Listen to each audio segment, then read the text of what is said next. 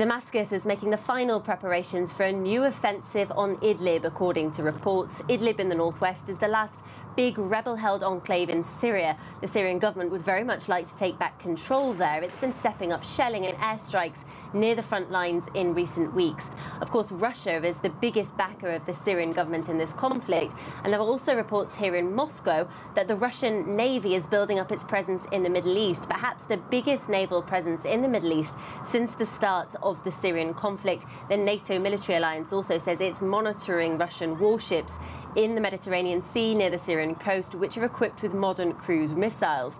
Russia's Foreign Minister Sergei Lavrov used very strong words earlier here, where he said that Idlib needed to be liquidated. This is the last big stronghold of terrorists who try to take advantage of the status of the de-escalation zone, who try to hold hostage civilians as human shields, and who try to take control over the armed groups that are ready for negotiations with the government. Therefore, from all points of view, this festering abscess needs to be liquidated. But of course, this could have very serious consequences for civilians. Idlib is home to about 3 million people, about half of them already displaced.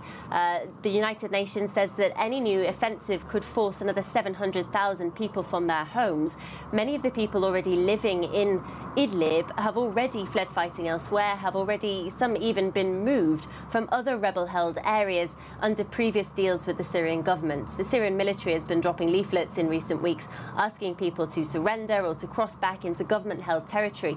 But I think there's a real risk that people will be too scared or too reluctant to do that, and any new offensive could cause a new wave of refugees across the Turkish border. Of course, it could also have very serious humanitarian consequences. The United Nations Humanitarian Director said on Tuesday that any new offensive could create an emergency on a scale not yet seen in this conflict. Lucy Taylor, CGTN in Moscow.